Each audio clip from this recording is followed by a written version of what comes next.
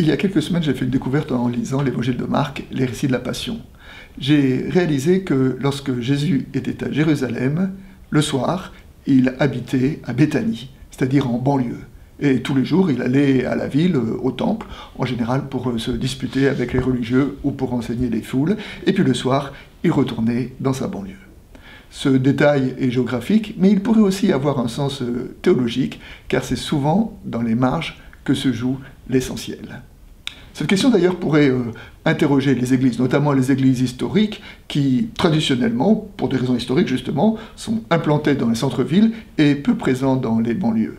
Et ce n'est pas un hasard si justement ce sont les églises dites nouvelles qui sont présentes dans ces lieux nouveaux.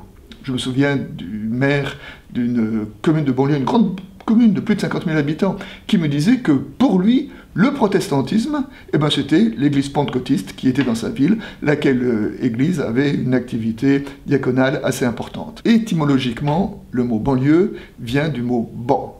Alors le ban, ça peut être à la fois l'exil, l'exclusion, ce qui a donné bannissement, mais le ban, c'est aussi l'annonce. Vous savez, quand on publie les bans dans un mariage, dans une mairie.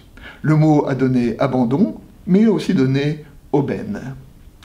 Si la banlieue est parfois considérée comme un lieu de relégation sociale, c'est aussi un lieu où il y a une dynamique associative souvent très très forte.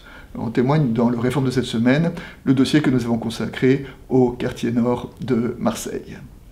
À l'heure où le gouvernement vient de recevoir un rapport sur les banlieues, nous devons bien prendre conscience que ce qui se joue là est quelque chose d'essentiel pour notre pays. Si notre pays veut être une nation, c'est-à-dire autre chose que la juxtaposition d'individus qui cherchent à tirer leur épingle du jeu, mais une communauté d'hommes et de femmes qui appartiennent à la même histoire.